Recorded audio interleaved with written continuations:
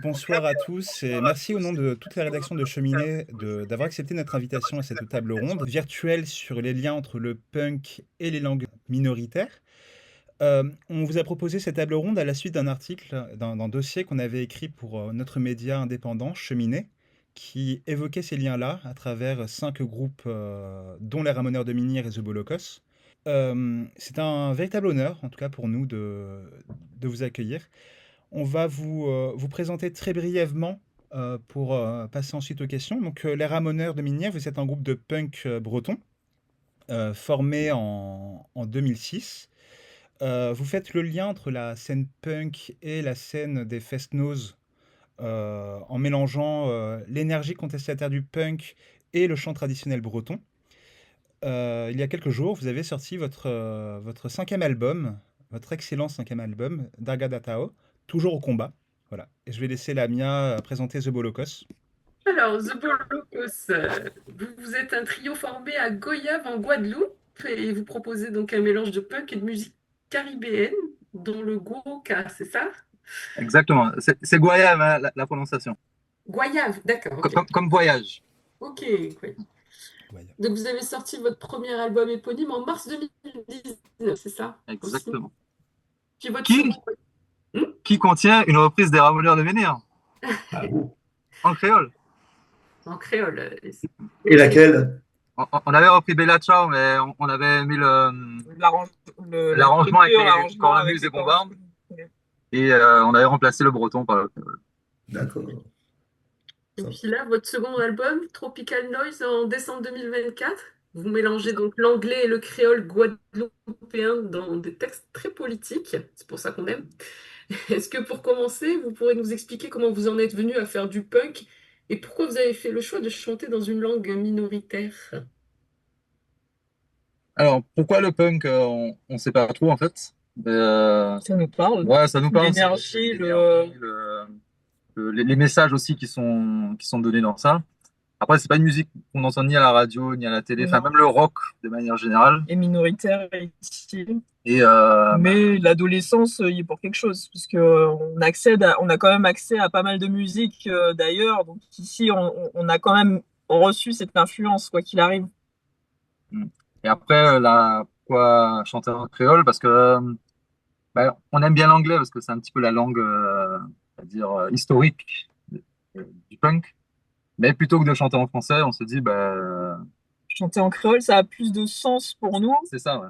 Et les problématiques. Ouais, et puis c'est plus impactant du coup. Enfin, les sonorités sont un peu comme l'anglais, il y a un côté direct par rapport au français.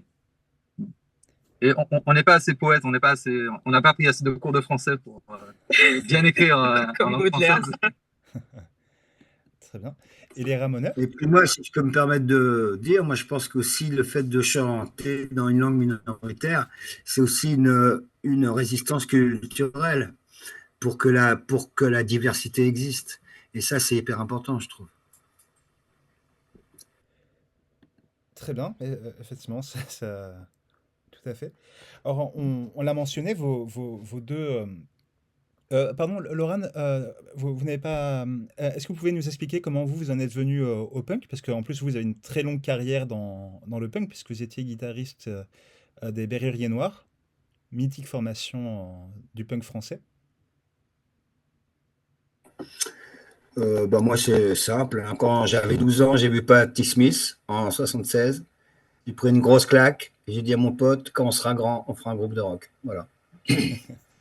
Excellent. Voilà.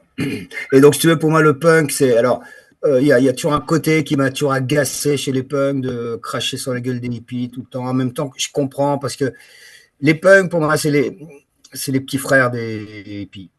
Ou les enfants, je dirais plutôt.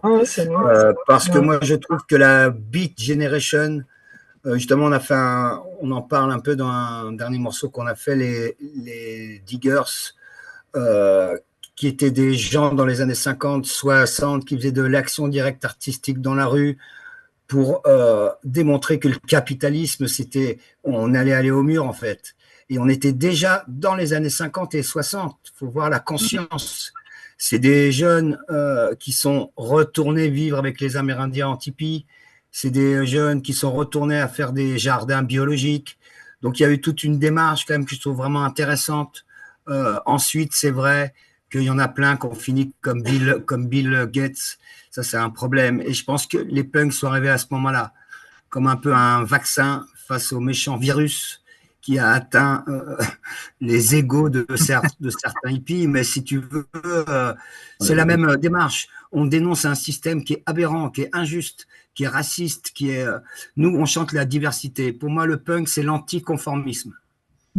C'est être différent. Et être fier d'être différent. Et que la différence, c'est quelque chose qui est bien. Voilà, pour moi, le punk, c'est ça, en fait. C'est pas une question de vestimentaire, c'est hyper intellectuel. Bien sûr. Oui, c'est ça, c'est une question de valeur qu'on veut défendre, et le côté individuel aussi, on a une pensée qui est propre, et de l'exprimer tout en respectant les avis. La partage avec respect et même avec passion, quoi. Et moi, je trouve même que dans le punk, même dans les premiers punks, dans la fin des années 70, on peut vraiment comparer presque avec des tribus africaines ou des tribus amérindiennes ou des tribus celtes. Il y a un côté très tribal. C'est un retour aux sources, aux racines, en fait. Il y a un côté comme ça. Un côté brut, tout à fait, ouais. Un côté brut et... Brut et efficace. Ouais, exact. Et aussi le côté individualiste des premiers groupes de punk. Quand on écoutait les Clash, les Damned, Sex Pistols, les Buzzcocks, chacun avait son style, son son. Mais c'est pas de reproduire, on va dire, pas la tendance, mais ce qu'on attend d'eux en tant que, de conformisme. Punk. Non, chacun exprimait à sa manière. Hein. Nous, pareil, tu vois, on a été aussi influencé énormément par la première vague punk, la grosse vague punk connue, je dirais effectivement les Pistols, les Damned, les Clash, les Airbreakers, voilà, toute cette scène de Scotiabank, and the Banshees. Mais en même temps, tu vois, ces groupes-là critiquent le système et ils signent sur des majeures compagnies qui elles-mêmes financent ce système. Et je me suis dit, mais il y a un problème quand même. Et c'est là où j'ai découvert un groupe comme Crass. Tu vois, un groupe anarcho-punk, et ça m'a vraiment intéressé, parce que là, c'était cohérent, en fait. On emmerde les producteurs, on s'autoproduit, c'est un système de merde, qui prennent les artistes pour des citrons, en fait, ils les pressent, et une fois que c'est mort, ils les jettent. Donc, c'est vraiment un système de consommation atroce de la culture, et si tu veux, Crass défendait des idées libertaires aussi, que je trouvais intéressantes. Et du coup, ils s'autogéraient entièrement. Ils allaient dans leur propre studio, ils se démerdaient eux-mêmes. Il n'y avait pas de salle, ils ouvraient des squats. La presse ne parlait jamais de nous. Du coup, il y avait les fanzines. Donc, il y avait vraiment... On s'autogérait. Et pour moi, le punk rock, moi, je viens plutôt de cette scène-là, qui est de la scène anarcho-punk, qui s'autogère entièrement et qui refuse de cautionner les majeures compagnies. Quand on réfléchit qu'à une époque, Virgin, le plus gros actionnaire, c'était Matra Armement, tu peux quand même te poser certaines questions, tu vois. Voilà. Comme Renaud. Alors, Renaud, quand tu chantais « Société, tu m'auras pas », franchement. Et après, c'est vrai que quand on regarde les BRI noirs, il y a ce côté un peu... pas auto-sabotage, mais le fait de choisir, on va dire, quand finir, sous quelles conditions, sans forcément se haïr les uns les autres. Et le projet a une fin, et autant bien le finir. Ouais, je trouve qu'il y a... Eh ben, tu vois, Crass, ils ont fait pareil. Crass, sur les albums de Crass, il y a un chiffre, et ce chiffre-là, c'est le compte à rebours du nombre de jours qui restent avant 1984. Ils devaient arrêter en 1984 et ils ont arrêté en 1984. Voilà.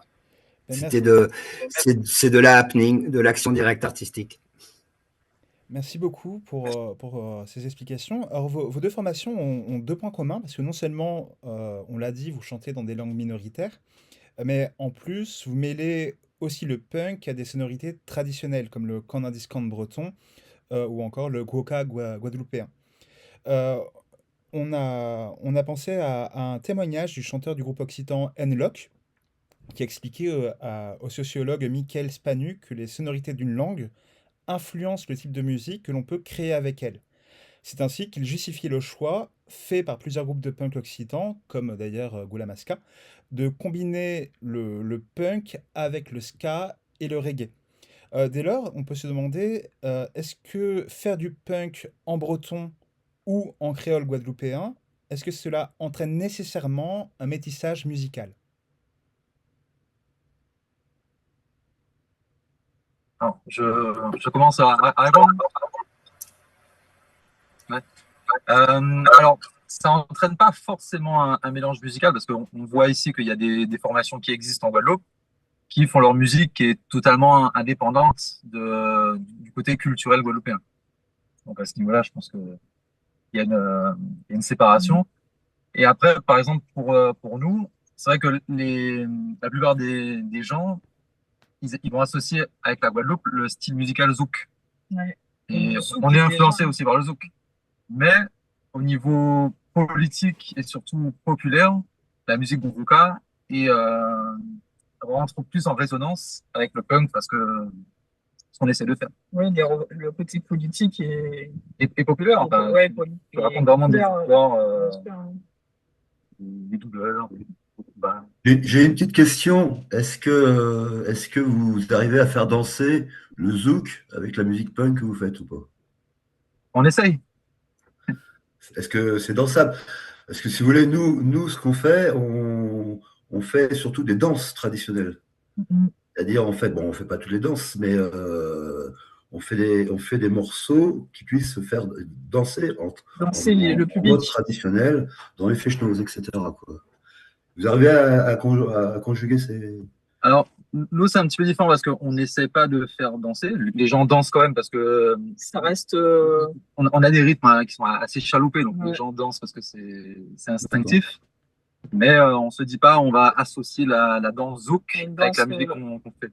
Ouais, On va plutôt associer des rythmes. Et après, en Ouais. fonction des rythmes, des paroles, ça D'accord. ça marche ou pas. Parce que nous, en fait, on a une multitude de danses différentes, quoi. C'est pour ça, on Ouais, a- c'est Ouais, en Bretagne, vous avez plusieurs régions et chaque région, même chaque partie de cette région, a sa danse, voire Ouais. pas sa langue, mais Oui, mais même ce style de danse qui n'est pas du tout pareil que les autres à côté. Ouais. D'accord. Voilà, c'est exactement pour ça que j'avais préféré le terme langue minoritaire que le terme langue régionaliste. Parce que pour nous, la Bretagne, c'est pas une région. C'est ce que la France essaie de nous faire croire.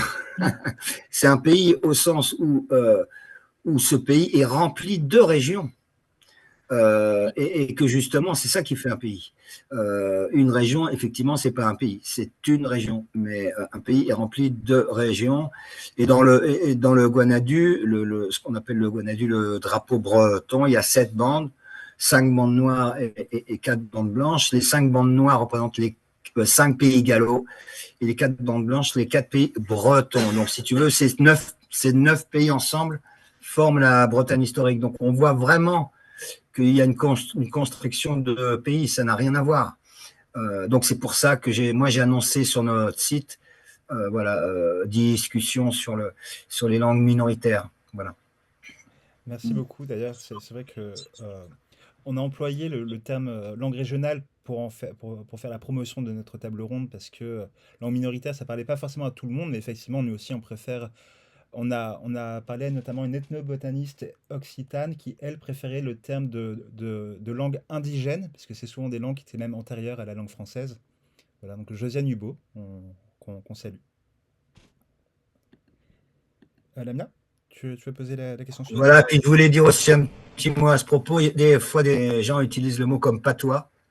oui, Il faut voir que l'origine du mot patois vient parler avec ses pieds. Donc, c'est complètement péjoratif. Donc, en fait, c'est encore une fois le système jacobin qui se moque, en fait, de toutes ces minorités, qui est contre la diversité, qui est pour la pensée unique, une langue, un drapeau, une nation. Moi, je suis pas d'accord avec ça. Je pense que la force est dans la diversité. Je pense que nos différences, c'est bien. Et c'est comme ça que les choses elles doivent être. Quand on va dans la forêt, dans la vraie nature, où l'homme il n'a jamais été, on voit des milliers d'essences qui vivent en harmonie ensemble. Et ben, ça serait bien qu'on en prenne un peu, qu'on se peut observer ce que la nature, elle nous montre, parce que c'est un bel exemple. Nous, et quand on plante des arbres en ligne, on voit bien qu'en dessous, il n'y a rien qui y pousse. Donc, ça veut dire que la diversité, c'est la vie, et la monoculture, c'est la mort. Et pour la culture, c'est pareil. Pour la vie en général, c'est pareil. Et c'est vachement bien qu'en Guadeloupe, il y ait des gens qui se battent pour continuer à parler leur langue, danser leur danse. On voit bien dans le film Zion, là, que je parlais, face à la police, les gens, ils dansent. Et la police tire, en fait. Et ça, c'est atroce, en fait. C'est carrément atroce. Donc, on est en total soutien avec les luttes séparatistes en Guadeloupe. C'est bien, et comme dit, le fait de parler déjà de langue plutôt que de patois ou de, on pourrait dire, mais nous, on entend souvent des gens de l'extérieur dire que le créole, c'est pas une langue. Parce que ça s'est construit avec plusieurs Oui, avec le langues. Mais c'est une langue, puisque ça appartient à une culture, à un passé commun, une histoire. C'est quelque chose de vivant. Et comme le français, ça évolue. Et... De toute façon, toute langue a une origine. Hein, de toute façon. Oui, il y a une origine et il y a une évolution qui a des influences d'ailleurs, comme toutes les langues. Oui, et dans le français, d'ailleurs, je crois qu'il y a au moins 500 mots bretons. Donc, tu vois, le français aussi est mélangé de plein d'autres langues. Ça, le fait que le créole soit mélangé, ça n'a rien à voir. C'est une langue. Bien sûr. Une langue, c'est ce que parle un peuple, en fait. C'est ce que parlent les mères à leurs enfants. Voilà, c'est tout. C'est simple. Mais le breton, c'est pareil, en fait. Parce que le breton, à l'origine, ça a été les peuples en Angleterre, la Cornouaille ou tous ces pays-là, qui ont été chassés par les Vikings, et qui sont venus en Bretagne et qui ont, au niveau de la langue, receltisé. En fait, ça s'est mélangé avec la langue locale et le gallois. En fait, il y a des mots communs entre le breton et le gallois. Les langues sont perméables. C'est comme le breton moderne, n'est pas celui qui a 50 ans, 100 ans. Ça évolue. Il y a des apports externes. Là, c'est spécial, parce que là, il y a plusieurs, avec la même écriture, il y a moins, je veux dire, 6 ou 7 façons de le dire selon le coin où on est. Avant de laisser Lamia poser sa question, je fais juste la promotion pour notre site cheminée.fr. On avait écrit tout un dossier sur l'histoire de la répression des langues régionales de la Révolution française à nos jours. Donc c'est sur cheminée.fr, c'est un long dossier très très documenté où effectivement on revient sur les notions de patois, de dialecte aussi, parce qu'il y a beaucoup de langues qui sont catégorisées comme dialectes par ceux qui ne savent pas vraiment ce que c'est, alors que ce sont des langues, ce ne sont pas des dialectes. Voilà. C'est un article qui s'appelle La France coupable de linguicide. Voilà. Je vais laisser Lamia poser sa question. Alors, une petite question. En 2025, on a vu un film qui s'appelle Niqab et qui retrace l'histoire du groupe nord-irlandais du même nom aussi, et qui sont connus pour s'exprimer en fait à la fois en anglais et en gaélique. C'est devenu l'une des figures de proue de la lutte des droits civiques en Irlande du Nord. Et il y a une scène dans le film où une jeune femme confie au trio qu'elle a commencé à apprendre le gaélique irlandais grâce à leur musique. Et on voulait savoir si vous aviez reçu des témoignages du même ordre. Et selon vous, est-ce que le punk en breton ou en créole guadeloupéen, il peut exercer une forme de soft power anti-impérialiste ? Alors, pour nous, on est peut-être un trop petit groupe pour avoir vraiment une influence. Mais en tout cas, comme on va régulièrement en Allemagne, on a des Allemands, déjà, qui viennent de plus en plus en Guadeloupe pour apprendre le créole. Et notamment des cuisiniers qui viennent découvrir les saveurs locales, comment les intégrer à leur cuisine. Enfin, il y a plein d'efforts. Un sac à mâcher. Exactement. Donc, vous avez déjà observé quand même des choses qui se passent avec le public, les gens qui s'intéressent à la langue grâce à votre musique. C'est ça, et surtout avec la musique qu'on propose, le fait d'allier deux styles de musique, on va dire une musique européenne comme le punk et le grouka traditionnel. Ben, il y a des gens qui n'écoutaient pas de punk et qui vont aller vers cette musique-là, et inversement, des gens qui vont s'intéresser à la musique locale. Et puis qui n'imaginent pas le punk, quand ils entendent punk, souvent les gens quand ils connaissent pas, ils pensent, non seulement ils ont peur, mais ils pensent plutôt au hard rock. Enfin, ils n'ont pas vraiment la culture, donc ils vont Encore. ils vont voir que le Les côté sauvages qui vont tout massacrer, quoi, c'est ça. Voilà, Voilà. c'est ça. Et donc ils sont pas rassurés, mais quand ils nous voient, ils s'imaginent. Enfin, ça leur ouvre d'autres horizons auxquels ils n'auraient pas pensé, puis finalement ils écoutent, quoi. Ouais, c'est de la musique, c'est pas que du bruit. Voilà, c'est quand même de la musique. Tu veux, la claque est d'autant plus grande parce qu'effectivement, je suis entièrement d'accord avec vous. Ici en Bretagne, ça a été pareil. Les gens, quand ils entendent punk, c'est un peu les uns qui arrivent et l'herbe, elle ne repousse plus partout où ils passent. Et après ça, par contre, quand ils se prennent une claque, elle est encore plus énorme parce qu'ils ne s'attendaient pas à ça, en fait. Ils ne s'attendaient pas à de la bienveillance, ils ne s'attendaient pas à un esprit de convivialité dans les concerts, ils ne s'attendent pas à ce qu'on fasse monter les enfants avec nous pour qu'ils soient plus à l'aise, etc. Et ça, et même les discours sur scène de bienveillance et d'entraide, et voilà, et ça, je pense que les gens qui ont l'image du punk comme de la violence, eux se prennent une grosse claque. Parce qu'en fait, ils n'avaient pas vu cette vision du punk-là. Parce que pour moi, le punk, c'est pas de la violence, c'est de l'énergie à l'état pur. Les gens ont une tendance à confondre violence et énergie. Par contre, voilà, il y a plein de sortes de punk aussi. Moi, je parle des punks qui construisent des choses, qui essayent de faire avancer dans le bon sens. C'est clair que boire de la 8-6, 24/24, c'est pas forcément être punk, en fait. C'est vrai que voir Louise Ebrel sur scène avec vous, on sent c'est carrément punk. On sent l'énergie. Non, mais c'est ça le punk. C'est ça aussi. Louise Ebrel, franchement, chanter jusqu'à ses 87 ans, habillée, page La Redoute, page 57. Moi, je me colle à elle, je fais un gros riff de gratte. Elle lâche rien, elle prend son micro, elle fait une gavotte. C'est très punk. Parce que justement, c'est de l'anticonformisme. C'est-à-dire, personne n'aurait pu imaginer ça possible. Et c'est ça qui est fort. Pour moi, le punk rock, c'est ça aussi. Rendre l'impossible possible. Ça, c'est bien dit, ouais. Dans le Oui, chat, j'ai une petite manip que j'avais plus de batterie. dans le chat, il y a Nidal36 qui demande donc, est-ce que vous avez remarqué un regain dans l'intérêt des langues minoritaires au sein de votre public et des générations plus jeunes? Or, même, pas forcément pour les apprendre, mais même au niveau politique, est-ce que vous avez senti ce regain d'intérêt dans votre public? Oui, on le sent bien. Bon, déjà en Bretagne, c'est quand même assez acquis. Il y a comme les écoles d'Iwan qui font de l'immersion totale en breton, c'est-à-dire de la maternelle. C'est à partir du moment où les enfants commencent à parler.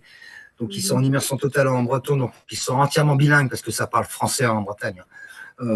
Mais disons que tant que les enfants continueront à parler le breton couramment, voilà, la culture existera. Après, ce qui est intéressant, c'est qu'on incite d'autres personnes de la Bretagne à venir, parce qu'ils hallucinent quand ils nous voient en Feshnoz, parce que les gens sont habitués aussi. On a une double facette. On peut très bien jouer dans les concerts punk rock ou les gros festivals rock, comme un groupe de rock classique, voilà, avec un son breton, voilà, ok. Mais sinon, quand on joue en Bretagne ou en Feshnoz, dans les fêtes traditionnelles, là, on fait que les danses. Et là, tout le monde danse, c'est-à-dire que là, tout le monde. Et c'est vraiment, c'est unique. Moi, ça fait 48 ans que je joue en concert, j'ai jamais vu ça autre part ailleurs. C'est-à-dire de l'enfant au grand frère, aux parents, aux grands-parents, tout le monde danse ensemble de tous les milieux sociaux. Tu peux voir un punk à Crète qui danse avec une grand-mère. Enfin, c'est vraiment, il y a une osmose, et c'est là où tu vois que la Bretagne est vraiment une tribu. C'est-à-dire qu'en fait, ces moments de danse-là, ils sont sacrés au sens. C'est ça une cérémonie pour nous. Il n'y a pas de barrière. Tout le monde, voilà, tout le monde est uni. Ouais, tout le monde est uni avec ses différences. Et c'est vachement fort. Et ça, c'est une belle démonstration contre les idées racistes du Front National. Parce que justement, c'est la diversité. Les gens sont bien dans la diversité. On essaie de nous faire croire le contraire. D'ailleurs, on le voit bien au niveau élection. Les votes où le Front National sont très forts, c'est les votes où il n'y a aucun immigré. C'est dans des villages. Par contre, dans les villes où tu as une immigration importante, le vote du Front National est beaucoup moins fort. Parce que les gens, justement, ils apprécient de vivre ensemble. Et ça, faut faire attention. C'est les médias qui foutent la pression. Tout le monde nous fout la pression. Il faut que les gens tiennent cette pression-là. Il faut surtout pas laisser rentrer le Front National. Alors, pour répondre au Front National dans les régions, il faut savoir que, par exemple, au Maroc, les Français expats ont voté Front National. Donc, on garde la mentalité de colon, même. Ouais. Et en Guadeloupe, c'est pareil. Hein. Ça, c'est incroyable. Les Ramoneurs, dans votre album Dargada Tao, vous rendez un vibrant hommage du coup, à Louise Ebrel que Laurent, tu as évoqué il y a quelques instants, qui vous a accompagné du coup sur vos 4 premiers albums et sur scène jusqu'à sa triste disparition en mars 2020, je crois. Vous avez également collaboré pour votre 4e album avec le Bagad Broquimperlé et pour votre 5e album avec Robert Ledour, auquel vous rendez hommage dans la chanson Laboracam. De votre côté, The Holocaust, vous avez travaillé avec l'artiste martiniquais Kali, qui je crois en plus produit votre premier album, et qui, ainsi qu'avec François Ladrezo, donc le leader du groupe de Gwoka Akio, et qui est une figure incontournable de la musique guadeloupéenne, mais également une figure presque politique d'ailleurs par son aura, etc. Pour vos 2 formations, est-ce qu'il a été facile de vous faire une place sur la scène bretonne d'un côté et sur la scène antillaise de l'autre, tout en affirmant son identité punk? Bah, pour nous, ça a été assez facile. Parce que nous, on vient déjà du milieu trad. Et on a joué depuis 20 ans dans ce milieu-là. Et en fait, on est connus, on connaît tout le monde. Donc dès qu'on a joué, les gens, ils ont halluciné, quoi. Ils ont tout de suite adhéré, quoi. Et en plus, comme on fait en plus des danses, des airs où c'est dansable, alors là, les gens adhèrent direct, quoi. Je crois d'ailleurs pour le chat que vous avez été que tu as participé au Bagad de Brocaperlé, justement. Tu as appris la cornemuse et la bombarde là-bas ou... Oui, pour ma On part, a été champion de Bretagne avec le Bagad de Quimperlé, la seule fois où ils ont été champions de Bretagne. Non, mais j'ai commencé au Bagad de Quimperlé, en effet. Après, au Bagad d'Auray aussi, j'étais. On était aussi champion de Bretagne. Mais en parallèle, je sonnais en couple Binu Bombarde dans les Fuchenoz. Et c'est comme ça que j'ai connu Louise Ebrel et j'ai même fait des concerts avant les Ramoneurs avec Louise Ebrel. On se connaissait bien avant, quoi. Et des fois, à un moment donné, elle m'a dit, mais c'est quoi j'ai une anecdote de Louise qui est marrante, que elle chantait un Fuchenoz à Châteauneuf du Fou. Et puis, à la fin du Fuchenoz, elle sort le parking, il y avait un peu la queue, puis il y avait des punks un peu bourrés, machin, qui faisaient la circulation, quoi. Ah. Et puis Louise, machin, elle descend la fenêtre, elle dit « Et moi, je chante avec les Berruriers Noirs, alors laissez-moi passer !» Les punks ont écarté tout le monde, ils l'ont laissé sortir. C'était l'enfer. Des anecdotes comme ça, il y en a plein, d'ailleurs. C'est chouette, c'est un bon souvenir. Ouais, c'est un bon souvenir, ça. Mais Louise, elle était... Non, et puis aussi, une chose importante pour montrer quand même l'ouverture d'esprit de la musique traditionnelle en Bretagne. Donc moi, voilà, je suis arrivé en 2005. On a commencé le groupe en 2006. Et puis j'ai voulu savoir comme ça. J'ai vu qu'il y avait des concours, pour que la tradition elle perdure, il y a un système de concours, etc. constamment pour que le niveau il reste haut en fait et que les choses elles se diluent pas. Et moi je me suis dit bon, on va voir. Tiens, on s'est inscrit au concours pour voir. Alors en tant que groupe, il n'y avait aucune règle qui interdisait d'avoir une guitare électrique et une boîte à rythme. Donc on s'est inscrit au concours de danse en groupe. Donc on est devenu champion de la ridée. Ensuite, on a affronté tous les autres champions de danse. Et en 2008, on est devenu champion du monde de danse Bretagne. Et c'était quand même chouette. Tu vois, ça montre à quel point l'ouverture d'esprit. C'est-à-dire qu'en fait, c'est très pointu. C'est là où la force du groupe, je pense, elle est, c'est que c'est très pointu au niveau du trad. C'est-à-dire, on fait pas une espèce de soupe bretonnante avec des sons en boucle, c'est vraiment très pointu. Les terroirs sont vachement respectés.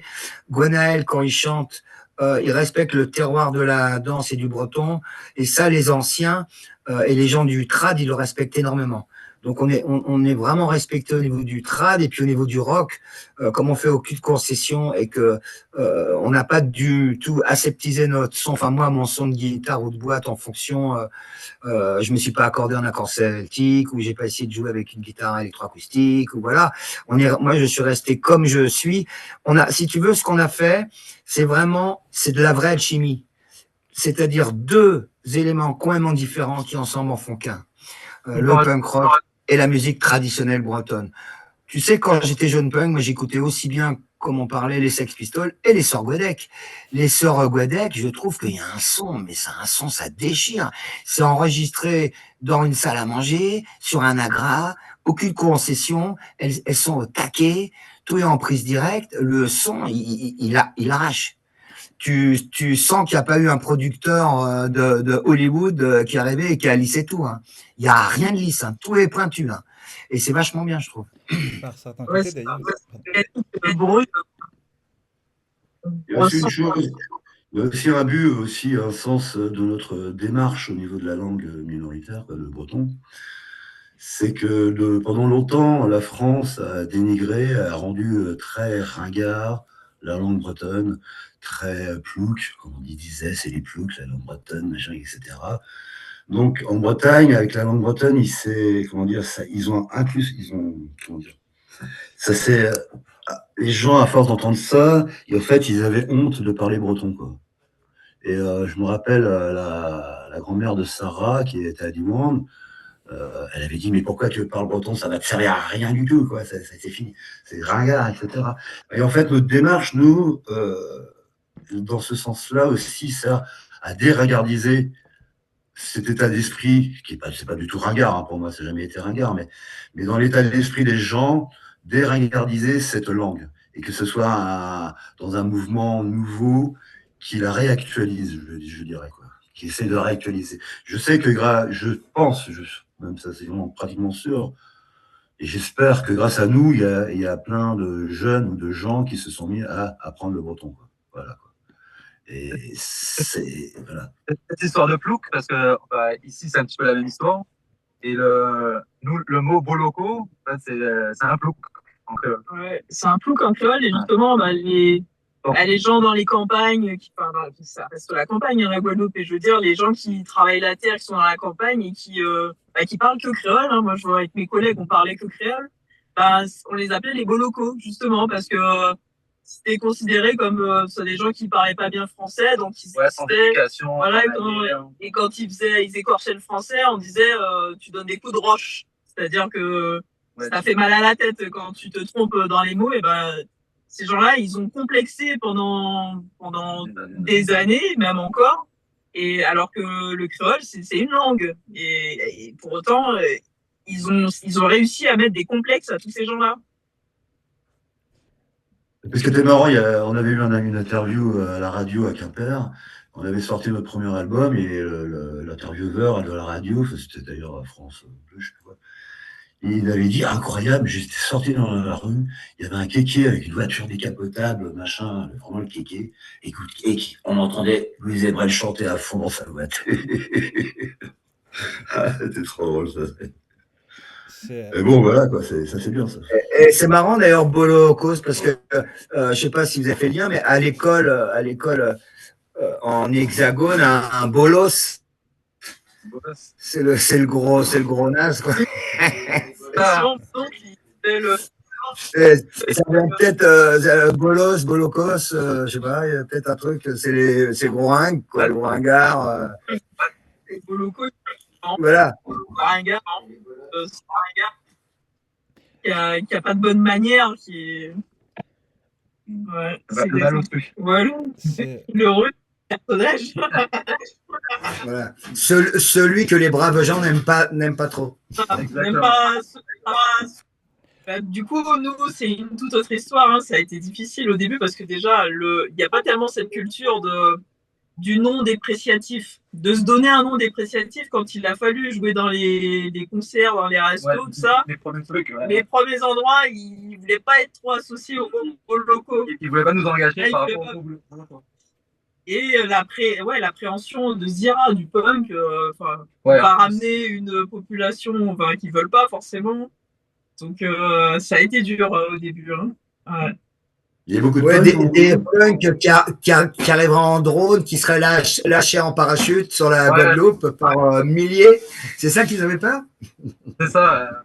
Ouais, violent. Bah, je me souviens, le Jarry Biche, parce que lui, pour lui, il avait peur qu'on ramène des gens qui saccagent son bar. Pas fréquentable. Ouais, donc on a quand même vu ça. Est-ce qu'en Guadeloupe, il y a un mouvement punk quand même? Est-ce qu'en Guadeloupe, est-ce que les Guadeloupéens ils sont plus branchés, j'ai l'impression, sur le reggae, même plutôt voilà, sur les musiques plutôt, je dirais, sans aucune arrière-pensée, sur les musiques plus black, que sur le punk, qui est quand même une culture assez des villes de jeunes prolétaires blancs. Bah, Plutôt. bon, en tout cas, on n'est pas beaucoup. Et après, il y a quelques groupes de rock, mais ça va être plus à métal ou rock britannique. Ouais, voilà, Britpop. Mais ça reste très anecdotique. C'est même pas, je dirais, 1% de la population. Tout le reste, c'est le groupe le dancehall, le rap, la trap, le bouillon de la Dominique. Maintenant, c'est le chata de Vincent. Ouais, le chata. Dans notre article sur le punk régional, on faisait remarquer que le calypso, en fait, venait. Alors, une des hypothèses, c'était que ça venait du mot caïso, qui voulait dire allez-y. Et on faisait un rapprochement avec le do-it-yourself du punk. Et on peut dire à peu près la même chose finalement avec l'esprit du Corna Discan, qui est un chant a cappella, c'était le chanteur d'Enes Prigent, chanteur breton, qui nous expliquait que faute de pouvoir louer les services de sonneurs, les gens en fait du coup chantaient a cappella et dansaient par le chant. Donc c'est tout un esprit du fais-le toi-même, do it yourself punk, etc. Ça dépendait des régions. Il y avait des régions où il n'y avait pas de sonneur du tout. Oui. Je pense même que le chant, Gwenel en parlait, je pense même que le chant est arrivé bien avant les sonneurs. C'est-à-dire que le Cornadiscan est vraiment très très ancien. C'est-à-dire qu'on peut le faire avec rien en fait. Juste avec son corps, sa voix. Il n'y a besoin de aucun investissement, besoin de aucun instrument, rien, juste sa voix et son corps pour pouvoir danser. Après, je pense que c'est arrivé un petit peu plus tard qu'il y a eu les sonneurs. Ça, c'est pas sûr, mais bon, on va voir. Que Gonel, voilà, c'est ce que Gonel raconte, quoi. Nous, c'est pas. Des instruments. Les instruments traditionnels. Pardon. Les instruments traditionnels bretons, c'est originaire d'Afrique du Nord, à l'origine. Ok. Voilà, c'est passé par les Celtes, etc., qui ont pris ça en Afrique du Nord, etc. C'est vrai que nous, c'est pas le chant et les percussions. Ouais, mais même avant ça, on a ce qu'on appelle un sous-genre du gros cas qui s'appelle le boulaguel. Et c'est de faire comme des percussions avec la bouche, comme le beatbox. D'accord. Ça se joue traditionnellement dans les veillées mortuaires. Questions-réponses. D'ailleurs, c'est Canadiscan, ça? Canadiscan? Canadiscan. Et ça veut dire quoi? C'est question-réponse? Chant et rechant. Chant et rechant. Ouais. Ou chant et contre-chant, ou tu vois, c'est une réponse en fait. On chante et le compère ou la compagne répond. Voilà, c'est ça. Même principe dans nous, on allait répondre. Voilà, c'est ça. Le chanteur et répondait, qui répondent. C'est fou, hein, toutes les... il y a des points communs, non, mais il y a quelque chose d'organique et donc de commun à l'humain. Enfin, tu as besoin d'exprimer avec le peu de choses que tu as, tu l'exprimes donc avec ta voix, avec on le voit, Eric en parlait. Hein. Le côté communautaire. Eric en parlait bien. La bombarde, c'est un instrument qu'on retrouve dans plein de cultures. Je pense que les musiques traditionnelles, elles se rapprochent toutes au bout d'un moment parce que c'est des gens proches de la terre et que ce qui fait ce lien entre tous et toutes, c'est ça en fait. C'est le lien avec la terre et la musique à la base est sacrée. C'est vraiment quelque chose qui sert à réunir les gens, à les rendre bien ensemble. Nous, on avait eu un témoignage d'une personne du Moyen-Orient, du Liban, qui nous disait qu'il avait découvert le canal d'Iscan. Il disait: ah, mais c'est comme chez moi, on fait pareil, nous aussi, chant contre chant. Et puis même les danses, ça se rapproche aussi beaucoup, très énergique. Donc effectivement, il y a quelque chose d'universel dans. Oui, clairement, il y a beaucoup d'échanges en Bretagne avec les Kabyles, la musique kabyle, berbère, et même la musique touareg. Il y a beaucoup d'artistes touareg qui viennent jouer en Bretagne. Il y a un lien aussi. C'est très proche, moi, je trouve. D'ailleurs, on reprend un traditionnel touareg et on reprend un traditionnel kabyle aussi. Sur le dernier. Non, non, sur d'autres albums. Mais nous, si tu veux, on fait, mais on s'ouvre, si tu veux, aux musiques traditionnelles du monde aussi. Là, sur le dernier album, on reprend un chant séparatiste kanak, qu'on chante en kanak. Voilà, parce que nous, la Nouvelle-Calédonie, ça n'a aucun sens. La Nouvelle-Écosse, je vois pas le rapport. C'est les Kanaks. Donc c'est la Kanaki. Donc on chante vraiment. Et ça, c'est vachement important. On a un morceau, on reprend un morceau à Cortatou. On chante dans la langue originale en basque. Donc on n'hésite pas. Je pense que c'est important aussi de montrer qu'on n'est pas, on pense pas que la culture bretonne et on défend pas spécialement la culture bretonne. On défend les cultures minoritaires en règle générale. Et moi, je le dis souvent en concert, face au rouleau compresseur capitaliste et mondialiste qui essaye de tout uniformiser. Nous, on ne veut pas être des Playmobil. Voilà, on pense que la diversité, c'est essentiel à la vie, comme pour la nature, comme pour les animaux, comme pour tout, en fait. La survie, tout court. Et pour revenir à ce que vous disiez là sur les langues, le fait d'avoir donné envie d'apprendre les langues, il y a aussi l'idée déjà de se reconstruire, parce que c'est vrai que au niveau de l'histoire, quand on a comment dire, dans sa famille, il y a eu des répressions linguistiques, on sait que on a des générations qui sont brisées avec ça. Donc l'idée de réécouter la langue, etc., et de repasser de faire la paix avec l'histoire de sa langue, c'est déjà un premier pas, bien avant de l'apprendre, quoi, de se dire, voilà, c'est déjà un premier pas de revaloriser la langue de nos ancêtres et pour se reconstruire, ça c'est très important. Et justement, il y avait un poète kényan qui parlait de ça dans un essai qu'il avait fait qui s'appelait Décoloniser l'esprit, où il disait qu'il voulait arrêter d'écrire en anglais parce qu'il expliquait que le choix d'une langue, c'est déterminant et ça conditionne le regard qu'on porte sur nous-mêmes. Donc vous, même The Bolocos, vous aviez commencé votre premier album, qui était déjà très politique, mais il était chanté principalement en anglais. Dans votre second album, il y a des morceaux maintenant en créole guadeloupéen. Est-ce que vous allez aller plus loin et faire un album complètement? C'est l'objectif. Ouais. Après, ça va dépendre de comment l'inspiration vient. Et c'est vrai que cette prise de conscience, moi, j'avais vu un témoignage de Jocelyne Béroir, la chanteuse de Cassav. Elle disait que ne pas chanter dans sa langue, c'est être colonisé. Et ça m'avait fait un électrochoc. Un électrochoc. Ouais, tout à fait d'accord. Oui, non, mais de toute façon. Ouais, et puis c'est vrai, tu as vraiment raison quand tu dis qu'il y a eu vraiment un travail. Par exemple, bon, ça, on en parle aussi, mais je pense qu'en Guadeloupe, ça a été pareil. Il n'y a pas si longtemps que ça, les enfants qui parlaient breton à l'école étaient punis, sévèrement punis.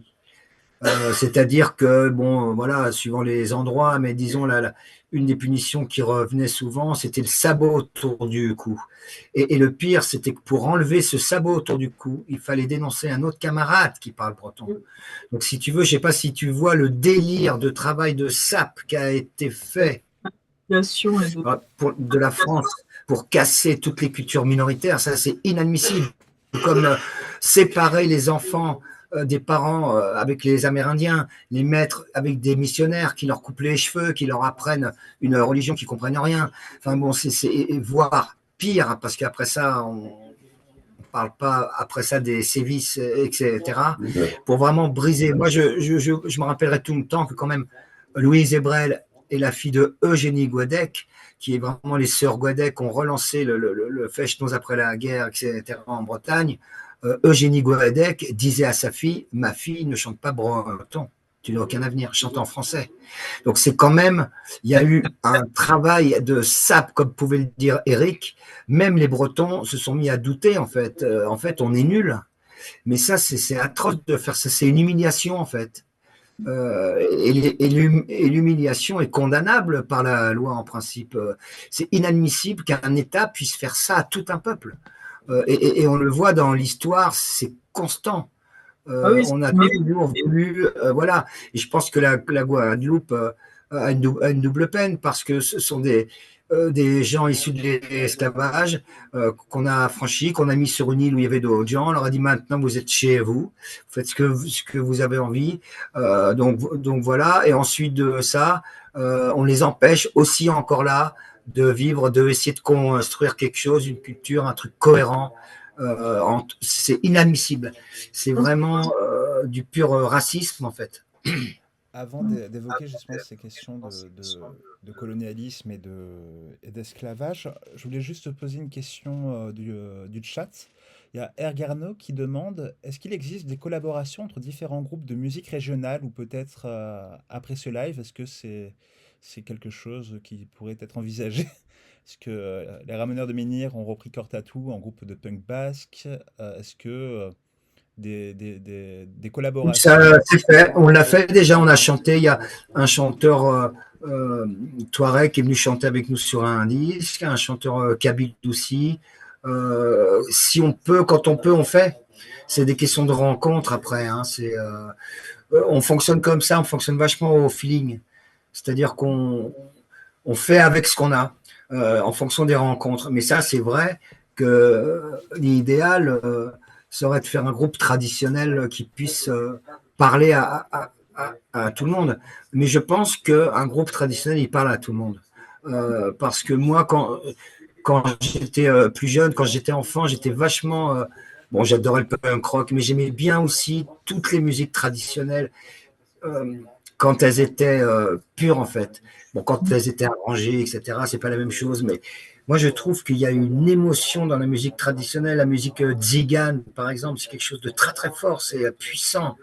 On sent les souffrances, on sent ce que les gens ont vécu. Je trouve que la musique, c'est une façon de faire passer les choses très, très fortement.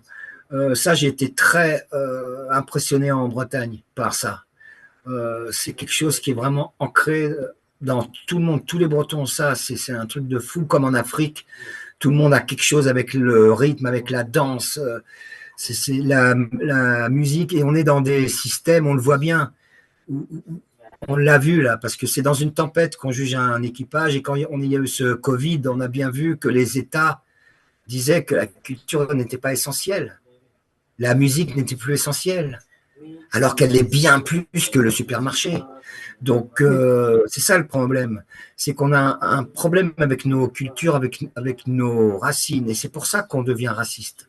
Parce que je pense que le vote du Front National, je pense que la Bretagne est le seul pays de France où il n'y a aucun élu député du Front National. C'est pas un pur hasard. Et je pense que quand les gens sont bien dans leurs racines, ils sont forcément ouverts sur les racines des autres. Je pense que les gens racistes, c'est qu'ils sont hors sol, n'ont plus de racines. On voit la civilisation américaine, qui est la plus grande, soi-disant le plus grand pays de la démocratie occidentale, est basée sur le plus grand génocide mondial, celui des Amérindiens. Ils ont éradiqué leurs racines. Et c'est dans ces pays-là qu'on voit les groupuscules les plus racistes, les plus nazis. C'est hallucinant. Le Ku Klux Klan, par exemple, c'est hallucinant que ces gens-là puissent exister. Brûler des gens sur des croix, c'est le délire. C'est hallucinant. Donc là, ça pourrait pas arriver en Bretagne. Parce que c'est quelque chose qui est vraiment hallucinant. Donc pour moi, le racisme vient justement des gens déracinés. Et c'est pour ça qu'en protégeant nos racines, c'est ce qu'on chante aussi en concert, le fait de protéger nos cultures, nos racines, ce n'est pas du nationalisme. Justement, il ne faut pas laisser ce terrain-là à l'extrême droite. C'est hyper important. C'est un Ouais, grand c'est vrai. fantasme de l'extrême droite de récupérer tout ce qui est culturel, tout ce qui est traditionnel. La Bretagne ne laisse pas ce terrain-là à l'extrême droite. On le voit bien dans les bagadous. Souvent, ce sont des gens de gauche ou un peu anards. L'extrême droite n'arrive pas à s'implanter dans la musique traditionnelle bretonne. Et ça, c'est très bien. Ce qui n'est pas le cas dans d'autres cultures, où on sent bien que là, notamment dans les Flandres, etc., où c'est l'extrême droite qui a récupéré ce qui est traditionnel. Et ça, il ne faut pas leur laisser ça, parce que l'extrême droite, à la base, ils n'ont rien. Ils n'ont rien à proposer, à part la haine entre les gens et la consanguinité. À part ça, ils n'ont rien à proposer. Donc, ils prennent ce qu'on leur donne, et on leur donne trop de choses. Alors, pour revenir juste un petit moment sur la danse et le chant, je trouve qu'en France, enfin, dans les grandes villes, en tout cas, on a beaucoup de mal à danser et à chanter. On a peur de chanter, on a pas, moi qui ai vu mes grands-parents, enfin, on se posait même pas la question de savoir si on savait chanter ou si on chantait juste, quoi. Et on se posait pas la question si on savait danser. Enfin, tout le monde danse, tout le monde chante. C'est comme demander à un adulte s'il sait marcher. C'est- Tu vois, je suis vraiment d'accord avec toi. On est maintenant, les gens camouflent leur corps par la chirurgie esthétique dans plein de manières. On met des fausses bouches, on met des fausses fesses, on met tout en faux. Pour les voix, c'est pareil. On passe nos voix dans des espèces de vocodeurs, machin. En fait, c'est fou. C'est fou parce que euh, soyons comme on est, en fait. Il n'y a aucun souci à ça. Arrêtons de subir cette oppression-là d'une soi-disant beauté plastique, alors que le plastique, on sait bien, c'est de la merde. Il faut arrêter ça. Et je pense que les musiques traditionnelles, ça nous remet à des choses qui sont simples, basiques, Spontané, ouais. et voilà, et naturelles. Les tribales. Et voilà. Et donc respectueuses. Avant de laisser Lamia poser la prochaine question, il y a Ataofeal dans le chat qui fait une remarque à Lorane, puisqu'il dit l'extrême droite tente tout de même de draguer la Bretagne. Il y a quelques semaines, le magazine Frontières, donc magazine d'extrême droite, postait une photo disant la Bretagne est antifasciste. Ah non, pas du tout. Non, non, ils essayent de conquérir la Bretagne. Là, il y a Bardella qui a fait un livre, La conquête de l'Ouest, je crois, un truc comme ça, je sais plus quoi, qui a été signé son livre en Bretagne. Mais non, non, non. La Bretagne n'est pas antifasciste. Désolé. Non, non, là, c'est vraiment, c'est encore une fois, l'extrême droite se casse les dents en Bretagne. Et ça, c'est un gros problème. Zéro député, quand même. Je pense que c'est le seul pays de France. Oui, puis Donc, c'est quand même là, mais là où les traditions sont fortes, où on ne les a pas laissées à l'extrême droite, ils n'ont aucune prise, en fait. il convient aussi de rappeler que la seule fois où le patron le patron de Frontières, Eric Tegner, est venu en concert des Ramoneurs de Minière, il s'est pris de la bière dans la tronche. Ah oui. Voilà. Ouais, c'était après le concert. Le cinéma qui nous a fait. Et en plus, comment CNews n'a pas arrêté. Non, mais franchement, c'est le délire. Quand tu vois les violences faites aux femmes, on n'en parle jamais, Et ça, un petit verre de bière et ça y est. C'est comme l'œuf, là, merde est là, qui se prend un œuf sur la tête. Mais il faut arrêter ce délire. Pourquoi? Mais il ne pourra plus se faire entartrer. Pour moi, c'est un acte artistique, c'est de l'action directe artistique. Merde est là avec un œuf, voilà, il a peut-être voulu faire un steak tartare, je ne sais pas. Lamia, je te laisse poser la question suivante. Ah oui, la fameuse question. Je ne sais pas si vous avez suivi un petit peu l'actualité. On a l'ancien Premier ministre Édouard Philippe qui déclarait sur LCI face à Jean-Michel Apathy que la colonisation n'est pas un crime. Donc c'est une thématique qui est centrale dans votre travail, The Bolocos. Vous chantez On est né et on a grandi sur une terre volée. Donc vous évoquez également les blessures laissées par l'esclavage. Et en novembre dernier, une enquête est parue par le chercheur Harry Gordien intitulée Peuple de Guadeloupe. dire nous après la colonisation et l'esclavage. Je voudrais vous poser cette question, comment dire nous après ces crimes contre l'humanité? Comment dire, nous, c'est-à-dire en tant que peuple, en tant que différents. Complètement en tant que peuple, parce que justement, on considère que la colonisation n'est pas un crime. Alors, ça, c'est pas mon opinion. Mais disons que la Guadeloupe, depuis, on va dire, pas son existence, mais ses premiers habitants, il y avait les Arawaks, les Kalinagos. Après, il y a eu la, la mise en esclavage des Oui, personnes. la traite négrière qui Il y a eu les il y a eu premiers tellement colons de qui sont arrivés, il y a eu les Syriens, il y a eu l'arrivée des Indiens aussi. Indiens aussi, ouais. En fait, on est déjà un peuple mix de base. Donc, on est obligé de vivre ensemble. Mm. C'est pour ça que même c'est-à-dire quand il y a des tensions, c'est obligé de se résoudre parce qu'on n'a pas le choix. On est obligé de fonctionner. De fonctionner avec les gens, on est sur une île, hein, tu les croises. Donc les gens, ils ont l'habitude de fonctionner ensemble. Donc c'est vrai que les histoires de... En fait, c'est parce qu'il y a encore un racisme systémique qui persiste sur l'île, mais les communautés entre elles vivent très bien ensemble.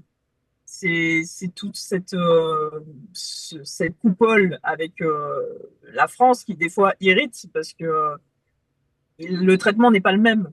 Enfin, Oui, pour plein de on est français, mais il y a ne encore serait-ce que beaucoup d'injustices l'accès à l'eau. sur l'accès à l'eau, l'accès à certains emplois.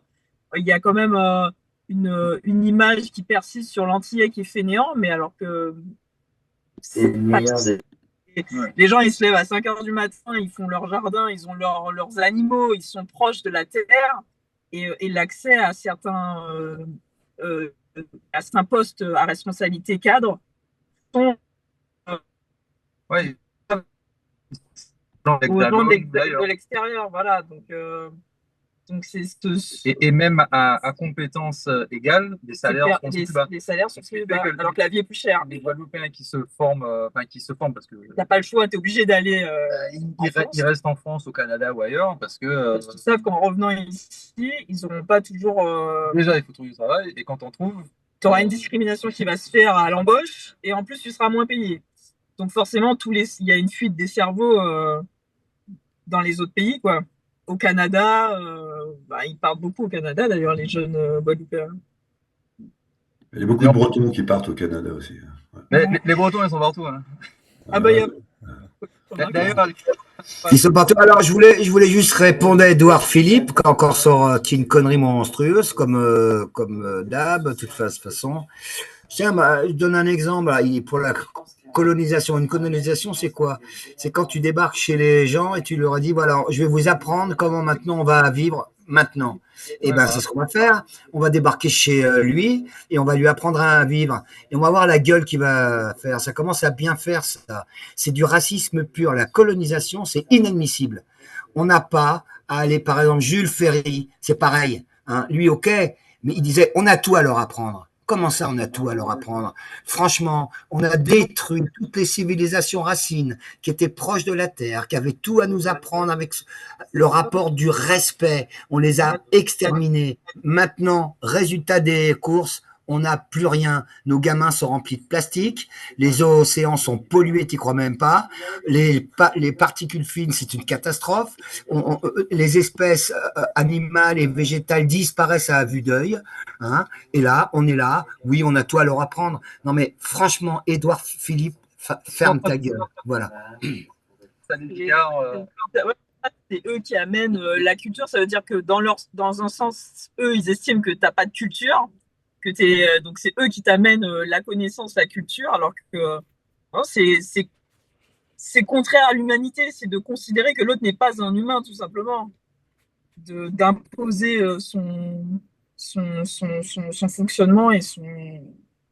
C'est un fascisme. Hein. C'est n'importe quoi ce qu'il dit, parce que, en fait, le fascisme, c'est ça. C'est souvent des génocides. Moi, je suis en train de lire un bouquin sur ce qui s'est passé entre Washington et Trump sur la colonisation des Amérindiens, mais c'est carrément un génocide, quoi. Et c'était d'une lâcheté, c'était une multitude de tromperies, etc. Alors dire que la colonisation, c'est un génocide des fois, la colonisation. Donc vraiment, qui reste dans son havre, là, puis qui ferme sa gueule, quoi. Et vous avez parlé aussi du rapport entre les cultures et la terre. Josiane Hubaut, c'est une ethnobotaniste qui a répondu à nos questions, qui est occitaniste. Elle nous expliquait que justement, le recul d'une langue, il y avait aussi le recul, on ne sait plus nommer notre environnement, donc on perd des connaissances liées à la terre. Effectivement, c'est un rapport direct avec l'environnement. Euh, Ouais, c'est de ce qu'on est, de ce qui nous ancre, finalement. Se déraciner. Ouais, c'est ça. les Et ramoneurs, puis c'est pareil, c'est comme tout pour tout. Ce qu'on mange aussi, on est ce qu'on mange.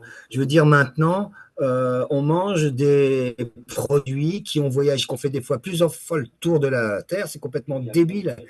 On est dans un système débile. Il faut arrêter. Je pense que euh, si on veut franchement être positif et avoir une chance de faire que nos enfants, il leur reste un minimum. Il faut maintenant qu'on fasse marcher notre intelligence. Et l'intelligence, c'est le savoir vivre ensemble. Parce que l'intelligence à plusieurs, c'est énorme. Moi, je ne crois pas du tout aux leaders, je ne crois pas du tout. Moi, les religions monothéistes, hein, finalement, c'est le patriarcat. Et le patriarcat, c'est une oppression terrible. Et même en tant que garçon. Donc, le traditionnel change ça. On le voit bien dans la musique traditionnelle. Le rôle entre les hommes et les femmes est beaucoup plus clair, en fait, et beaucoup plus sain. Je pense qu'on a plein à apprendre de toutes ces civilisations qu'on a exterminées. Il y a encore des gens qui ont réussi à survivre, à faire perdurer leur culture, comme il y a en Guadeloupe, comme il y a un petit peu partout, en fait. Mais c'est vraiment une poignée, mais c'est grâce à cette poignée de personnes que peut-être il y aura une alternative.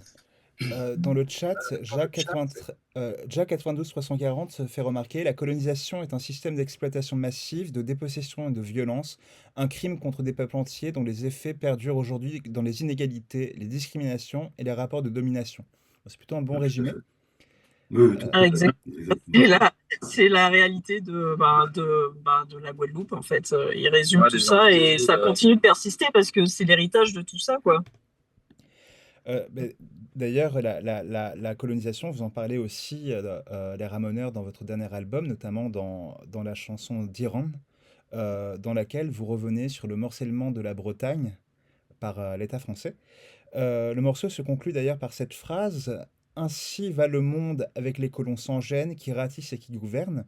Alors, cette chanson nous a fait penser aux travaux de Rosanne Miline, qui démontre dans un livre qu'elle a fait paraître en 2025, intitulé La honte et le châtiment, l'imposition du français en Bretagne, en Afrique et autre exemple, que les stratégies employées par l'État dans les colonies ont aussi été appliquées dans les régions afin d'imposer la langue et la culture française.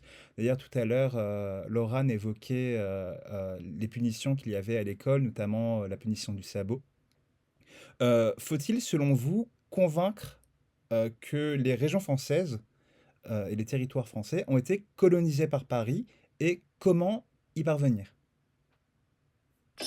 Nous, en tout cas, on défend ça. Alors après ça, c'est aussi une volonté des gens, hein, de savoir s'ils se sentent avec des racines. Mais en Occitanie, il y a quand même des gens, on le sent, il y a une culture occitane qui est forte. En Alsace, on le sent. Au Pays Basque, on le sent. En Corse, c'est énorme. Les Catalans aussi. Chez les Berrichons, il y a quelque chose de fort aussi. Chez les Ch'tis, il y a une façon de voir la vie complètement différente. Je pense que nous, on défend franchement le fédéralisme. C'est-à-dire qu'on pense que les hexagones auraient pu être une fédération qui respecte toutes ces tribus et qu'ensemble, on construise quelque chose peut-être pour être plus nombreux, etc. Bon, ok. Mais sinon, à part ça, avec respect. C'est-à-dire que la diversité, encore une fois, la différence, c'est pas quelque chose de mal, en fait. C'est une chance. On montre la différence, on montre du doigt. Ah, il n'est pas pareil que nous. Oh là là. Mais ça, il faut arrêter.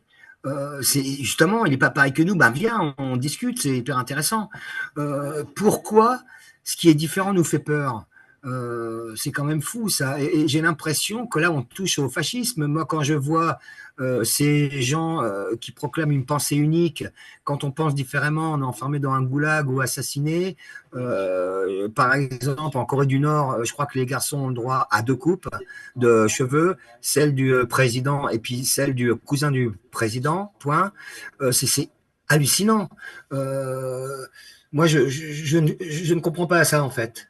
Parce que la nature nous montre tout le contraire, nous montre que c'est dans la diversité qu'il y a la richesse de la vie. Si l'homme et la femme font des enfants ensemble, c'est qu'ils sont différents. C'est la différence qui crée la vie, en fait. Et je pense que à force de rejeter ce qui est différent, on va mourir, en fait. Et ça, c'est grave. Et on est là, on s'enfonce.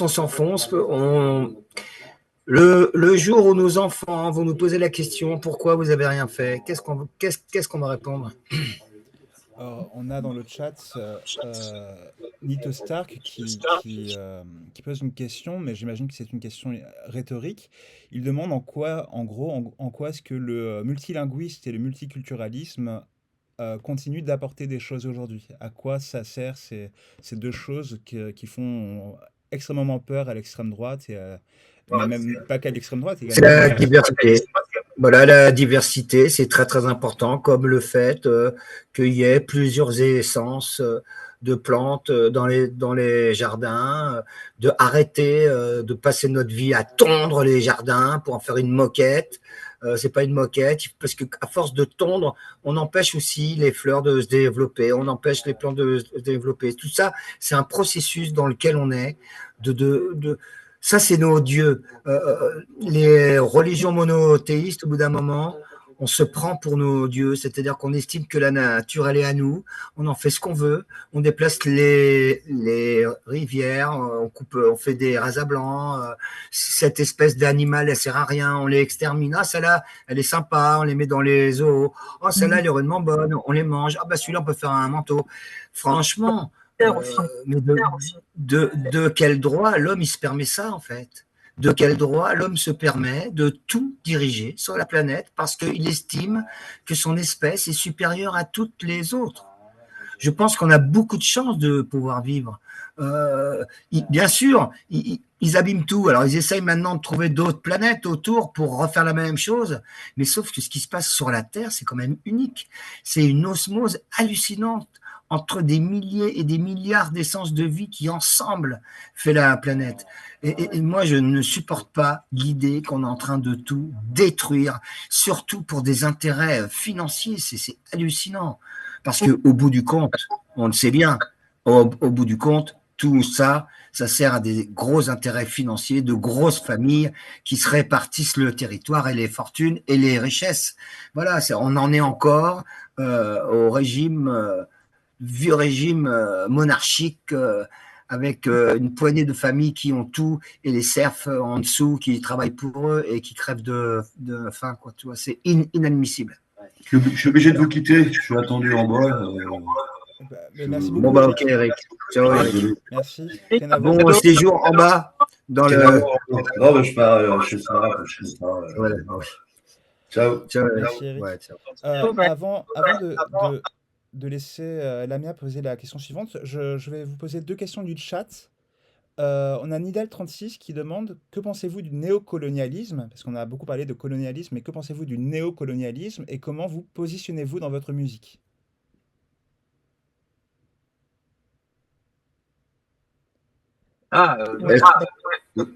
Qu'est-ce qu'on pense du néocolonialisme? Oui, et comment est-ce que vous luttez contre cela dans votre musique, dans votre art? Comment est-ce que vous luttez contre cet autre fléau? Le néocolonialisme est presque aussi dangereux, voire plus dangereux, parce que il a les codes, on va dire, pas pour s'infiltrer, mais pour pour rentrer dans Oui, pour dans une passer comme culture, quelque chose tout en exploitant ses ressources et ne lui faisant pas partager aux personnes à qui on prend cette richesse, justement. disons que c'est plus insidieux. Ouais, c'est plus insidieux, C'est ouais. plus insidieux, plus pervers qu'avant le colonialisme, qui était vraiment Ouais, on te voit arriver. voilà, on te voit arriver, alors que maintenant, c'est vraiment ancré dans les institutions. Donc, c'est quelque chose de subi, euh, mais, euh, mais un peu caché. Donc, forcément, il y a un peu que, disons que si tu t'en plains, enfin, si tu te victimises tout de suite, parce que il y a quelque chose de plus insidieux et plus normalisé, et donc plus vicieux, ouais, je veux dire. Le discours est plus adouci, mais Mais le résultat est le même. Les conséquences et les parle du résultats Front sont les National. mêmes. Et le résultat est voire pire parce que le fait que ça soit plus pénétrant, ça Comme rentre plus dans ça, la tête des gens comme quelque chose de normal. voilà, Et c'est là ça devient la norme en fait. Et donc quand il y en a qui élèvent la voix, ben c'est plus difficile en tout cas de se faire entendre parce qu'on soit les gens sont décrédibilisés, soit il y a c'est un bruit de sourd quoi. Bien sûr.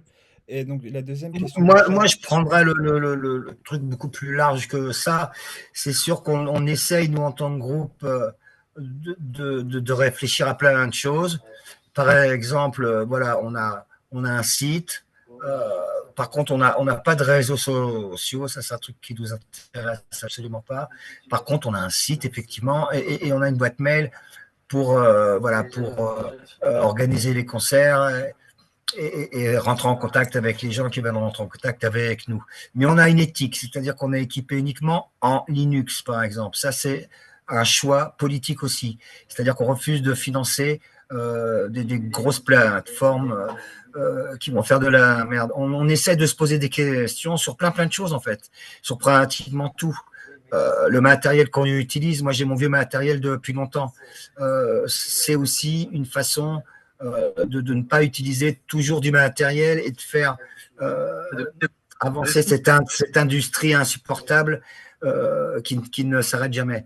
Donc, il faut que je pense que, par exemple, moi, en concert, j'ai une corne, c'est mon verre, par exemple, ça fait presque 20 ans que j'ai le même verre, et en 20 ans, on a dû faire 1800 concerts, et imaginez bien la montagne de verre en plastique que j'ai pas utilisé en 1800 concerts. C'est des petits détails, mais on essaye de réfléchir à tout, en fait. Alors, on fait dans la mesure du possible, évidemment, parce qu'on peut pas, on est en tournée, on a un véhicule, on pollue, voilà, bon.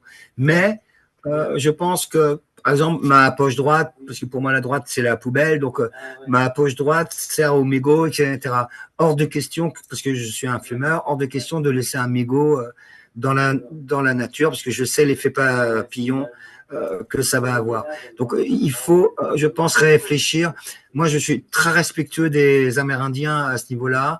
Par exemple, chez les Iroquois, avant de prendre une décision importante, couper quelques arbres, peut-être détourner une rivière pour des voilà. On réfléchissait avec les anciens de la conséquence sur 9 générations. Ça, c'est très important. Est-ce qu'on fait ça à chaque fois qu'on construit une centrale nucléaire? Est-ce qu'on réfléchit à ça quand on fait des barrages hydroélectriques dans la classe et qu'on assèche tous les bergers pour juste alimenter Agadir, qui va être une ville éclairée en plein Sahara, 24 ans sur 24. Franchement, je pense qu'on peut, c'est avec des petites choses au quotidien. Moi, je crois pas en une révolution. Je crois en une évolution. Parce que ça, une révolution, c'est récupéré par les partis politiques ou par les médias, et puis ça fait beaucoup de morts. Une évolution, c'est un truc personnel qui est irrécupérable. C'est à nous tous et à nous toutes de faire des... Moi, par exemple, je suis végétarien depuis que j'ai 25 ans. Voilà, c'est pareil, c'est un choix politique, voilà. Mais je pense que c'est important. Le fait qu'on soit un groupe indépendant, c'est un choix politique aussi. Le fait qu'on n'ait pas de tourneur, le fait qu'on n'ait pas de manager, qu'on n'ait pas de producteur, tout ça, c'est hyper important pour nous. Parce que déjà, on supprime des intermédiaires, ce qui fait que nos concerts sont moins chers, parce que nos cachets aussi. Du coup, on estime que c'est très important que la culture soit accessible à toutes et à tous. Ça, c'est vachement bien. Bon, là, le concert en Guadeloupe, il sera gratuit, c'est très, très bien. Mais moi, je crois que la culture devrait être gratuite parce que les gens, après ça, tout le monde vient. Et si tu installes une buvette, de quoi faire à manger, c'est là où l'argent rentre. Tu peux. Et du coup, ceux qui n'ont rien, ils peuvent venir quand même. Et c'est vachement bien. Moi, je trouve que c'est vachement bien. Et je suis presque content de voir. Bon, c'est peut-être un peu dur, il y a d'autres artistes. Moi, j'ai jamais été intermittent, par exemple. Bon, ça, c'est un choix politique, mais les subventions, je n'ai jamais demandé de subventions. Parce que j'estime que les subventions devraient plutôt servir aux gens qui sont à la rue, aux familles qui n'ont rien, à accueillir les migrants. Nous, artistes, on peut arriver à se débrouiller, on peut arriver à se démerder. Voilà. Il y a plein de lieux vides, on peut faire des salles de concert partout, on peut se prêter le matériel, on peut arrêtons d'en acheter tout le temps. Moi, j'ai mon vieux matos des années 80, début 90, il est encore là. Donc, on peut arriver, je pense, à échapper à ça. Alors, c'est sûr qu'il ne faut pas vouloir avoir une vie de pacha. Nous, on a une vie très très simple. On est locataire, machin, ok. Mais c'est pas grave. On est heureux parce qu'on est en harmonie avec ce qu'on pense. Et je pense que le bonheur, en fait, c'est quelque chose qui est tout simple. C'est quand tu te sens bien dans ta peau parce que t'as pas honte des choses que tu fais au quotidien. Ouais, comme tu dis, même si on n'est pas parfait ou irréprochable, on va dire, Ça sert à rien. le fait d'avoir une volonté. Il y a une volonté d'aller vers un mieux pour vous et la planète. Ça, c'est le galisme, hein, quand t'es bien ancré dans ce que tu fais, dans ce que tu aimes. Tout ça, t'as pas besoin d'être dans du consumérisme sans arrêt. Quand tu es, t'es bien dans tes baskets, t'es aligné avec tes valeurs, et tu te sens, t'es pas dans ce consumérisme naturellement. Ça. Alors, juste la question de la culture gratuite, historiquement, la culture, c'était gratuit, on chantait dans les champs pendant le travail. C'est la société de consommation qui a fait payer la culture, alors que autrefois, la culture, c'était gratuit. Et puis c'est ça la vraie culture, c'est celle qui vient d'en bas, quoi. C'est du peuple. Si tu veux, c'est quand faire de la culture est devenu un métier. Exactement. Que là où l'argent, c'est pas, si tu veux, c'est dans les fermes, quand les gens y chantaient, c'était juste pour accompagner, quand ils faisaient le blé, c'était pour accompagner, c'était quand le travail était un peu rude. Il y a beaucoup de marins chez les Bretons sur les longs trajets pour aller chanter, ça permettait aussi que le travail soit moins, le temps passe plus vite. Ouais. Et puis ça resserre les rangs entre les gens. Quand on chante ensemble, on se sent ensemble en fait. Et c'est vachement bien. Donc si tu veux, et le chant, ce qui est bien avec le chant, c'est que ça ne demande pas grand chose. Ça ne demande aucun investissement physique à part toi-même. Donc c'est la première chose. Et puis après ça, les percussions évidemment sont arrivées ensuite parce que taper sur des bouts de bois, sur des trucs, ça ne demande pas un grand investissement non plus. Donc je pense que la danse, moi je pense que l'homme dansait avant de parler. Je pense que l'homme dansait, et puis un jour il s'est mis à parler pour mentir. Voilà. Je vais parce que le corps ne ment pas. La gestion ne ment pas. Ça. Mais oui, les animaux, ils mentent pas. Je vais vous poser une dernière question. Après, je vous poserai quelques questions du chat. Alors dans son essai sur la démocratie française, le journaliste breton Morvan Lebesque expliquait que l'évocation de son identité bretonne éveillait la suspicion parmi ses camarades de gauche. Malheureusement, nous vivons dans un État qui a fait de l'assimilation un pilier officieux. Au point que les acteurs politiques réellement engagés en faveur des langues minoritaires sont très peu nombreux. Certains partis ou mouvements qui disent combattre le racisme et les inégalités mènent même une ligne très dure vis-à-vis des langues minoritaires. On se souvient par exemple de Jean-Luc Mélenchon qui a appelé les parents qui souhaitaient inscrire leurs enfants dans les écoles d'Iwan à consulter un psychiatre, une formulation qui est assez choquante. Ouais, il a même dit que Diwan était une secte. Arlette Laguillet, lutte ouvrière, on avait fait un petit truc sur notre site où on mettait ce que les hommes politiques de la classe française politique pensaient de la langue bretonne. Ben, Arlette Laguillet, c'est clair, elle disait les Bretons, ils ne parlent pas, ils aboient. Voilà, c'est tout. Donc là, à partir de ce moment-là, on se rend compte, moi, franchement, le discours à Mélenchon, il y a un truc que je ne comprends pas, en fait. Je ne comprends pas pourquoi la diversité l'ennuie à ce point-là. J'ai compris, la République, c'était lui. Mais enfin, quand même, c'est quand même assez hallucinant. C'est d'un racisme hallucinant. Pourquoi ça l'embête que les gens parlent leur langue qu'ils parlaient avec leurs grands-parents, etc., de génération en génération? Je vois pas en quoi ça le dérange, en fait. Alors C'est malheureusement, hallucinant, ça, encore. malheureusement, ils C'est, sont... mais il s'entendrait bien avec Édouard Philippe, en fait, finalement. J'ai l'impression. Puis nous, c'est pas la France insoumise, nous, c'est la Bretagne insoumise. Hein. Ça n'a rien à voir. Justement, on voulait sans vous demander pour qui vous votez, on voulait savoir quelles sont, selon vous, les aspirations auxquelles peuvent prétendre les défenseurs d'un véritable multiculturalisme dans ce paysage politique. Bon, moi, je vais en parler vite fait, parce que j'en parle aussi en concert. À un moment, dans le concert, je remercie tout le monde, ce qui est normal, les organisateurs, tous les gens qui ont participé au concert. Je remercie les gens d'être là, parce que sans les gens, il n'y a pas de concert, voilà. Et je remercie les bénévoles, énormément. Et à un moment, je pose la question, mais c'est ça, finalement, la différence entre un homme politique et un bénévole, finalement. C'est que l'homme politique, il fait pour sa gueule, il fait pour sa carrière, alors que le bénévole, il fait avec le cœur. C'est ça la différence. Et moi, je pense que la politique devrait être bénévole. Et s'il y a vraiment une alternative à trouver, c'est ça. C'est des collectifs. Moi, je crois aux collectifs. Je ne crois pas du tout comme Mélenchon au chef, au grand chef qui va emmener ses troupes. Moi, je crois pas du tout en ça. Moi, je crois en collectif. Je crois à des coordinations. Nous, dans les Ramoneurs, par exemple, on fonctionne, voilà, on est indépendant, etc. On a une association et dans les statuts de notre association, le vote n'est pas inscrit.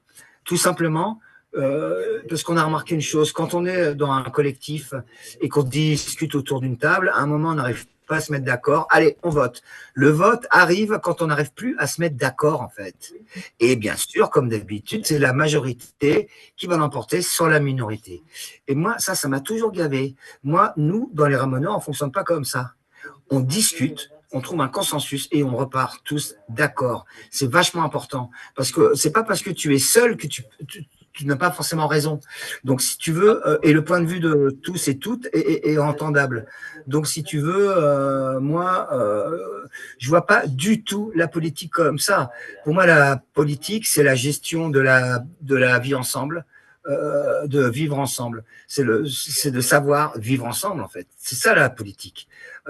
Quand des gens me disent « Mais arrête, Laurent, tu parles trop dans les concerts, on s'en fout, rock, non, la politique. » Mais tout est politique. Le rock est né dans un champ de coton. À partir du moment où tu fais du rock, c'est politique. Sinon, tu renies les racines pour lesquelles tu viens. Et les musiques traditionnelles sont des résistances face au colonialisme. Et c'est vachement important. Quand on voit encore dans ce film que j'ai vu hier, Zion, face au CRS, les Guadeloupéens dansent. C'est déjà la preuve d'un vivre ensemble collectif, d'une culture. Et pour revenir sur ce que tu disais sur la diversité, finalement, plus tu es nombreux, donc tu es un collectif et que chaque personne a un rôle à jouer, plus tu arrives à un point juste, finalement, parce que c'est le point de rencontre de tout ça qui va amener à quelque chose de juste, à un point, finalement, que plutôt qu'il y ait que deux. T'imagines, tu as un leader et peut-être pas le sous-chef, mais ce point de rencontre, il sera jamais juste pour le collectif. Enfin, c'est le collectif qui va amener vers un consensus.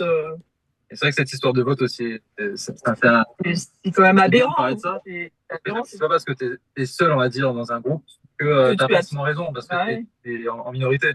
Ça à toi aussi de proposer les arguments pour défendre ta position. Voilà, et puis accepter aussi que l'autre a une autre victoire. Oui, ça, voilà. c'est vraiment important. C'est-à-dire qu'on chante la diversité. À partir du moment où on chante la diversité, ça veut dire qu'on est prêt à accepter aussi. Moi, j'ai un principe. Je tolère tout, sauf l'intolérance. Très, très bien. Ouais.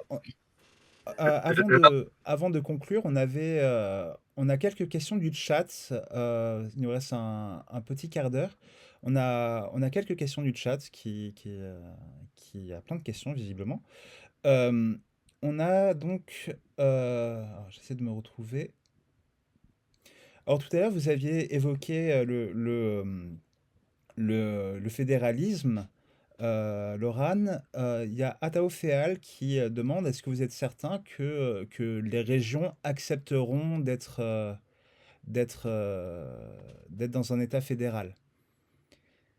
Alors, sachant que Moi, je pense que c'est aux gens concernés de faire ça. Les Bretons n'ont pas la prétention de rendre l'Alsace libre, ni le Pays Basque libre, ni voilà.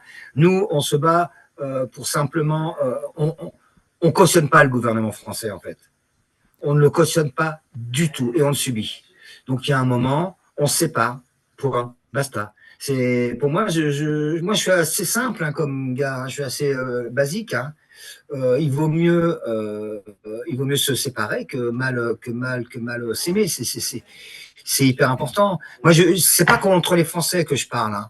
Ça n'a rien à voir. C'est pas contre les gens. C'est contre un système. Les gens, moi, j'aime les gens, les bonnes personnes. Il y en a partout. Il y a des mauvaises personnes partout. Mais moi, ce qui m'intéresse, c'est les bonnes personnes. Et il y en a partout, dans tous les milieux et dans toutes les cultures. Ça, il n'y a aucun souci avec ça. Moi, c'est le système dans lequel on est qui ne me va absolument pas.